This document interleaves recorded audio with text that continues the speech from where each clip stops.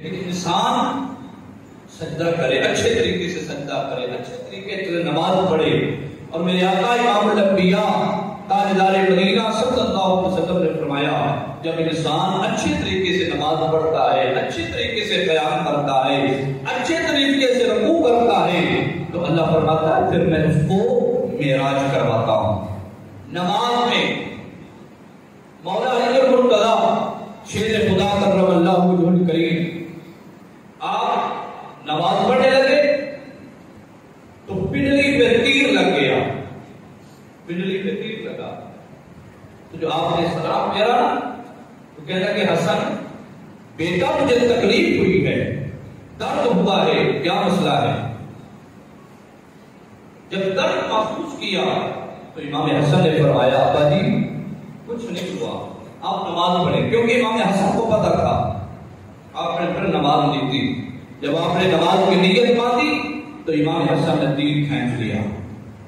تیر کھینچا تو جب آپ نے پھر 2 رکعت نماز پڑھ کے سلام پھیرا مولا کائنات فرمانے لگے بیٹا اب تکلیف نہیں ہے، پہلے تکلیف ہو رہی تھی اب تکلیف نہیں ہے، ماجرا کیا تھا؟ تو امام حسن فرمانے لگے بابا جی آپ کی پنڈلی میں تیر لگا تھا جس کی وجہ سے آپ کو تکلیف ہوئی تھی، اب میں نے تیر آپ نے نماز کی نیت مانی میں نے تیر کھینچ لیا، اب تکلیف ختم ہو گئی، درد ختم ہو گیا. مولا کائنات فرمانے لگے میں نماز سے اپنے رب سے باتیں کر رہا تھا، گفتگو کر رہا تھا، مجھے نہ تیر لگنے کا پتہ ہے نہ نکلنے کا پتہ ہے. جو صحابہ کرام نماز پڑھتے تھے تو حضرات گرامی قدر نماز کو اچھے طریقے سے پڑھنا چاہیے، نماز کو آسان طریقے سے پڑھنا چاہیے. اور نماز کسی صورت بھی معاف نہیں ہے، کسی صورت بھی معاف نہیں.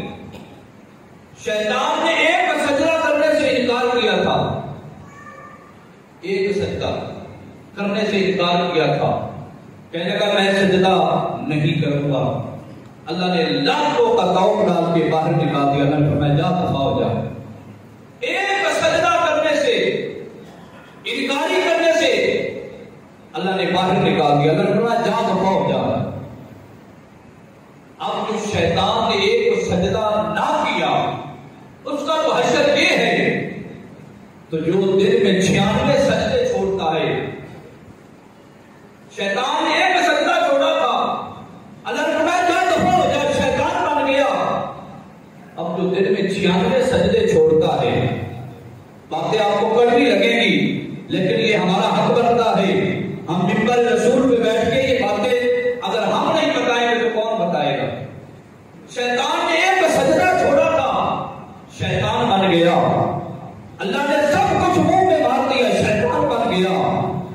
اب جو 96 سجدے ایک دن میں چھوڑتا ہے، ایک دن میں 5 نمازوں کے تقریباً 96 سجدے بنتے ہیں. اب جو 96 سجدے چھوڑتا ہے اب وہ فیتا لے کے اپنے آپ کو ناپے کہ وہ کون بنتا ہے؟ شیطان نے تو ایک سجدہ چھوڑا تھا تو شیطان بن گیا.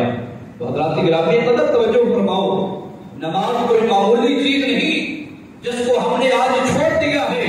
آج ہمارے پاس فلمیں دیکھنے کے لیے ٹائم ہے، ڈرامے دیکھنے کے لیے ٹائم ہے، فیس بک دیکھنے کے لیے ٹائم ہے، لیکن نماز پڑھنے کے لیے ٹائم نہیں ہے.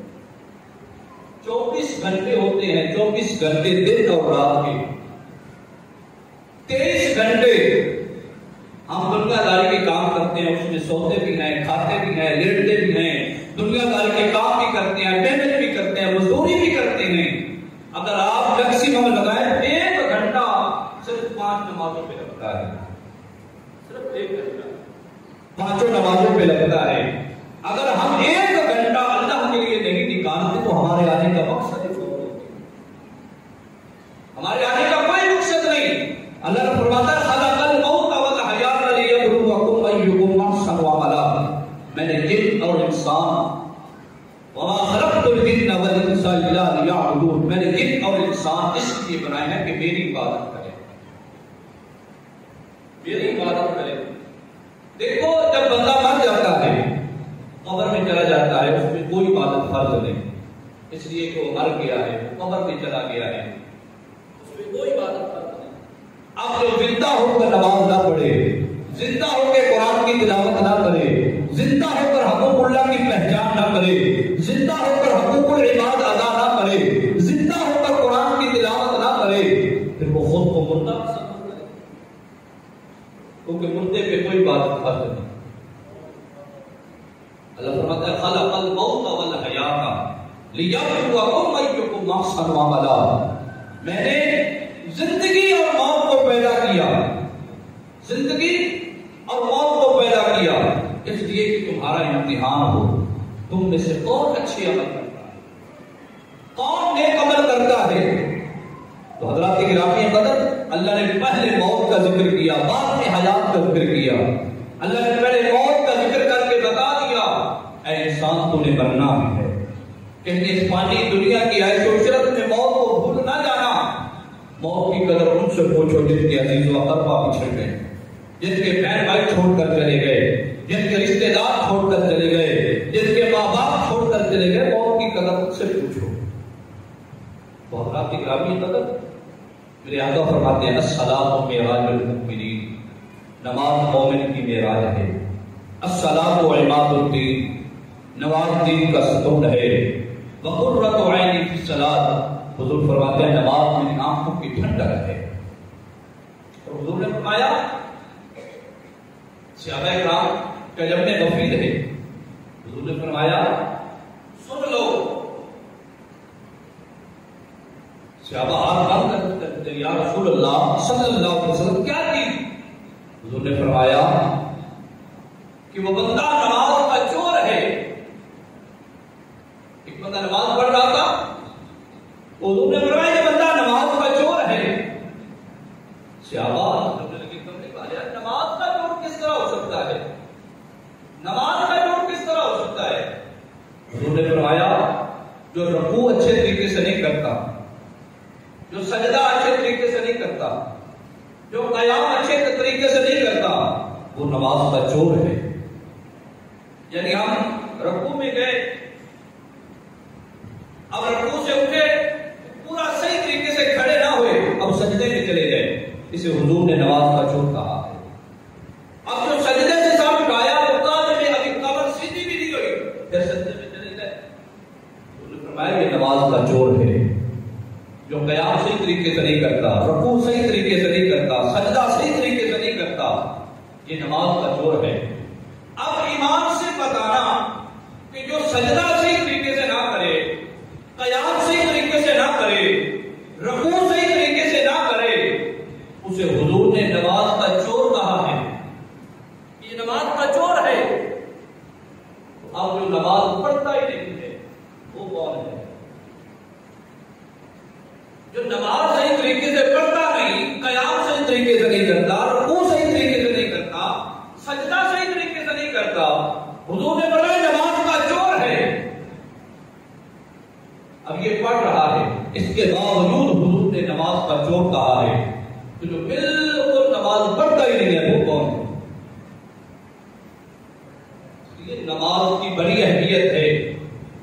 اللہ نے فرمایا فوائد للمصلین الذین هم عن صلاتهم ساہون، جو اپنی نمازوں کو ضائع کرتے ہیں، جو نفسانی خواہشات کے پیچھے نمازوں کو ضائع کر دیتے ہیں۔ میرے آقا امام الانبیاء تاجدار مدینہ صلی اللہ علیہ وسلم نے فرمایا کل قیامت کا دن ہوگا، نفس نفسی کا عالم ہوگا، ایک بندہ اللہ کی بارگاہ میں حاضر ہوگا، اللہ فرمائے گا تو نے نماز کیوں نہیں پڑھی تھی؟ وہ کہے گا کہ مولا میں بیمار تھا اس لیے میں نماز نہیں پڑھ سکتا۔ اللہ فرمائے گا کہ حضرت ایوب علیہ السلام کو بلاؤ۔ جب حضرت ایوب علیہ السلام کو بلایا جائے گا تو حضرت ایوب علیہ السلام جب اللہ کی بارگاہ میں حاضر ہو گئے، اللہ فرمائے گا تو زیادہ بیمار تھا، یا ایوب علیہ السلام اتنا بیمار کہ پورا جسم جناب والا پھرسیوں سے بھر گیا، اتنے بیمار ہو گئے، پورا جسم گل گیا، اس کے باوجود بھی ایک گھڑی بھی اللہ کے ذکر سے غافل نہیں ہوئے۔ اللہ فرمائے تو جھوٹ بولتا ہے، بیماری کا بہانہ کرتا ہے، اللہ فرمائے گا فرشتوں سے پکڑو اور جہنم میں لے جاؤ۔ پھر ایک بندہ آئے گا، مولا میرے بال بچے بہت زیادہ تھے، ان کی روزی کے سلسلہ میں مسائل یعقوب علیہ السلام کو بلاؤ. حضرت یعقوب علیہ السلام اللہ کی بارگاہ میں حاضر ہوں گے. اللہ فرمائے گا کہ تیرا کام زیادہ تھا, تیرے بال بچے بہت زیادہ تھے. یہ حضرت یعقوب علیہ السلام یوسف علیہ السلام کے فراق میں کئی سال ہوتے رہے. ان کی آنکھیں جاتی رہی, نبینا ہو گئے, کمر جھک گئی, بوڑھے ہو گئے, لیکن ایک گھڑی بھی اللہ کی یاد سے غافل نہیں ہوئے. اللہ فرمائے گا تو جھوٹ بولتا ہے. اللہ فرمائے گا فرشتوں اسے لے جاؤ تو جہنم میں ڈال. پھر ایک بندہ آئے گا کہ مولا تو نے مجھے سلطنت دی تھی, میں ملک کا وزیر اعظم تھا, میں ایم پی اے تھا, میں ایم ایل اے تھا, میں فلم کا نمبردار تھا, میں چودھری تھا, میں فلاں تھا, میرے پاس کام بہت زیادہ تھا. اللہ فرمائے گا حضرت داؤد علیہ السلام اور سلیمان علیہ السلام کو بلاؤ. جب یہ دونوں دربار میں حاضر ہوں گے, اللہ فرمائے گا تیرے پاس سلطنت زیادہ تھی. یا داؤد اور سلیمان علیہ السلام بہت بڑے جناب والا سلطنت کے مالک تھے, حکومت کے مالک تھے. اللہ فرمائے گا تو جھوٹ بولتا ہے, ان کے پاس بہت بڑی سلطنت تھی, حکومت بھی تھی, کام بھی تھا, اس کے باوجود ایک گھڑی بھی اللہ کی یاد سے بات. اللہ فرمائے گا ان کو لے جاؤ اور جہنم میں پھینکو. پھر ایک عورت آئے گی, آ کے کہے گی کہ یا اللہ میرا شوہر بہت زیادہ ظالم تھا, میں ان کی فرما برداری میں لگی رہتی تھی, اس لیے میرے پاس ٹائم نہیں تھا نماز پڑھنے کے لیے. اللہ فرمائے گا حضرت آسیہ کو بلاؤ. حضرت آسیہ آئے گی. اللہ فرمائے گا تیرا خاوند زیادہ ظالم تھا یا آسیہ کا فرعون زیادہ ظالم تھا؟ فرعون کتنا بڑا ظالم تھا, لیکن اس کے باوجود حضرت آسیہ ایک گھڑی بھی اللہ کی یاد سے غافل نہیں ہوتی تھی. اللہ فرمائے گا یہ جھوٹ بولتی ہے اور اسے لے جاؤ اور جہنم میں داخل کر. حضرات گرامی قدر آج ٹائم ہے, آج وقت ہے اللہ کو راضی کرنے کے لیے, آج وقت ہے اللہ کو منانے کے لیے.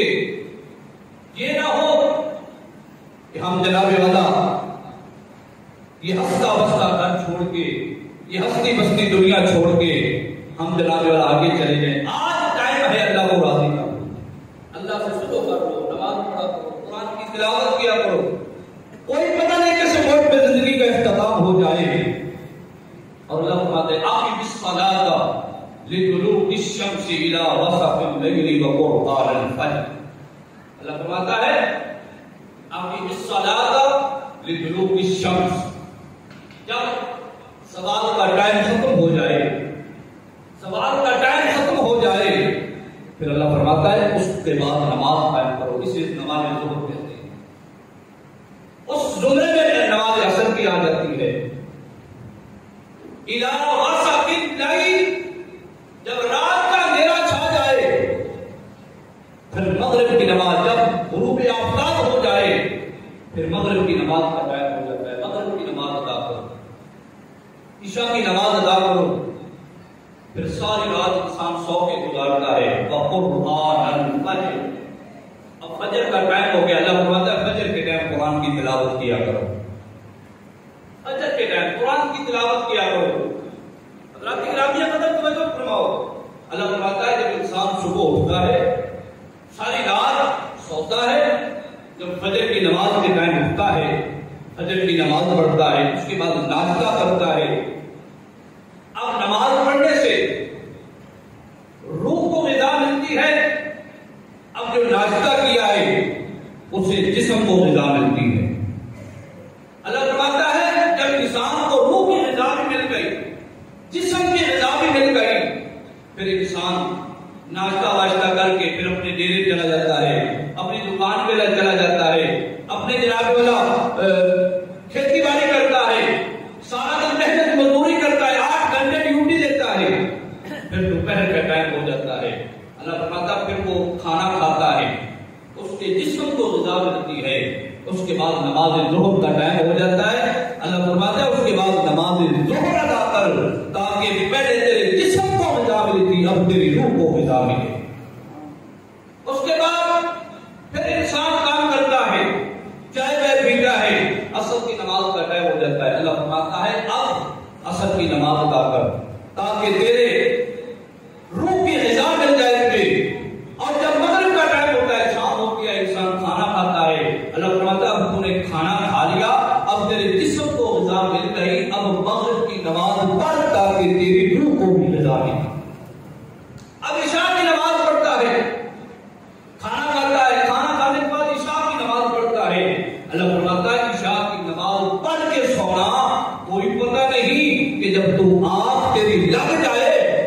دنیا میں کھلتی ہے یا قبر میں جا کر کھلتی ہے؟ کسی کو میں پتا ہے جب انسان سوتا ہے کیا پتا کہ آنکھ کھلے کہ نہ کھلے؟ اگر انسان کی آنکھ قبر میں جا کر کھلے گی پھر کیا بنے گا؟ اگر عشاء کی نماز پڑھ کے سوئے گا قبر میں جائے گا، اگر انسان کی موت بھی ہو جاتی ہے قبر میں جائے گا تو حضور آ جائیں گے، میرے آقا فرمائے گے فرشتوں پیچھے ہٹ جاؤ یہ نمازی ہے۔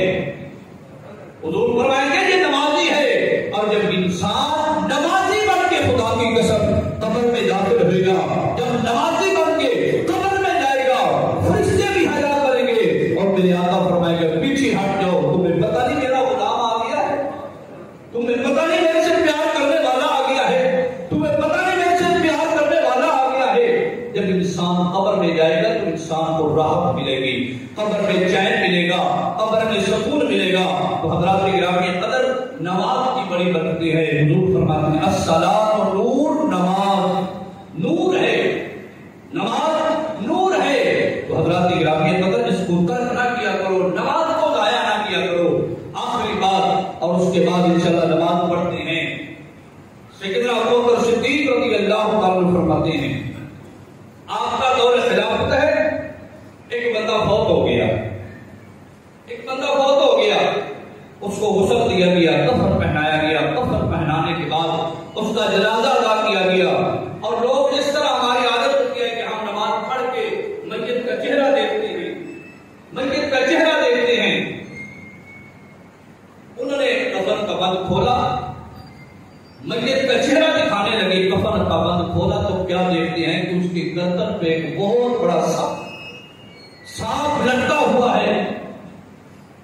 تو لوگ بڑے پریشان ہوئے، انہوں نے مارنے کی کوشش کی، انہوں نے کہا اسے مارو۔ یہ کوئی کہہ رہا تھا کہ ہمارے باپ کے ساتھ لپٹا ہوا ہے، کوئی کہہ رہا تھا ہمارا بھائی ہے، کوئی کہہ رہا تھا ہمارا بیٹا ہے، کوئی کچھ کہہ رہا تھا۔ لیکن جب انہوں نے مارنے کی کوشش کی، سانپ کو اللہ نے زبان دی، مواعظ رضویہ میں یہ بات موجود ہے، سانپ کو اللہ نے زبان دی، سانپ بول کر کہنے لگا یارو مجھے کیوں مارتے ہو، مجھے کیوں مارتے ہو، میں نے آپ کا کیا قصور کیا ہے، میں نے آپ کا کیا آپ کے ساتھ کوئی زیادتی کی ہے؟ وہ کہنے لگے تو ہماری میت کے ساتھ لپٹا ہوا۔ وہ کہنے لگا کہ میں تو آج سے نہیں قیامت کی صبح تک لپٹا رہوں گا، قیامت کی صبح تک۔ وہ کہنے لگے کیوں؟ وہ کہنے لگا کہ اس میں 3 بری عادتیں تھیں، 3 بری عادتیں جس کی وجہ سے میں قیامت کی صبح تک اس کی گردن پہ لپٹا رہوں گا۔ وہ کہنے لگے وہ کون سی عادتیں؟ سانپ بول کر کہنے لگا پہلی بات یہ ہے کہ جب اذان ہوتی تھی یہ بندہ نماز نہیں پڑھتا تھا، اذان بھی ہوتی تھی اذان کا حیا بھی نہیں کرتا تھا، باتیں کرتا رہتا تھا، ادھر اذان ہو رہی ہے ادھر ٹی وی چل رہا ہے، ادھر اذان ہو رہی ہے ادھر جناب والا یہ باتیں، ان کی باتیں ختم نہیں ہوتی تھی۔ وہ کہنے لگے کہ دوسرا یہ کہ اپنے مال کی زکات نہیں دیتا تھا، اپنے مال کی زکات نہیں دیتا تھا۔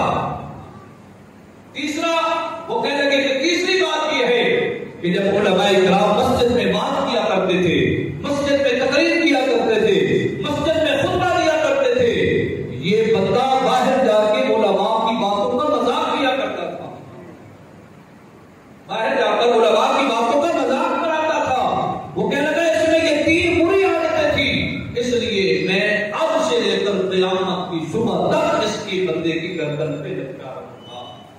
حضرات گرامی قدر یہ عارضی زندگی ہے، یہ 4 دن کی زندگی ہے، اس لیے اپنے ماحول کو بدلو، اللہ کے گھروں کو آباد کرو۔ اگر تم چاہتے ہو دنیا بھی بہتر ہو جائے، قبر بھی بہتر ہو جائے، معاشرت کا دل بھی بہتر ہو جائے، اور انسان جب بالکل غافل ہو جاتا ہے پھر اللہ اس سے سجدے کی جو حلاوت ہوتی ہے اللہ کو چھین لیتا ہے، اور جب انسان سے جب سجدے کی توفیق اللہ چھین لیتا ہے پھر انسان کا اللہ رزق تنگ کر دیتا ہے۔ اللہ من اعرض عن ذکری فإن له معیشۃ ضنکا، تو جو بھی میرے ذکر سے پھوڑے گا بس بے شک میں اس کی زندگی تنگ کر دوں گا۔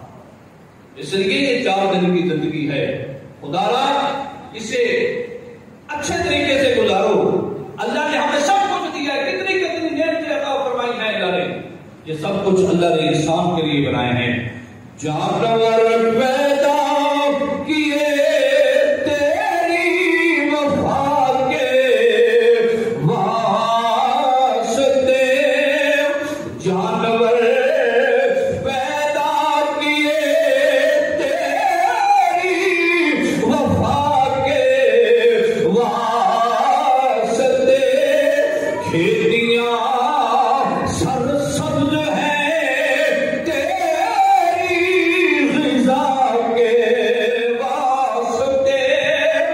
جانور پیدا کیے تیری وفا کے واسطے، کھیتیاں سرسبز ہیں تیری غذا کے واسطے، چاند سورج اور ستارے ہیں تیری ضیا کے واسطے، سارا جہاں تیرے لیے، اور تو خدا کے واسطے، سارا جہاں تیرے لیے، اور تو خدا کے واسطے۔ اللہ نے سب کچھ تیرے واسطے بنایا ہے، لیکن اے انسان اللہ نے تجھ کو اپنی بات دعا ہے رب العزت کے پاک بارگاہ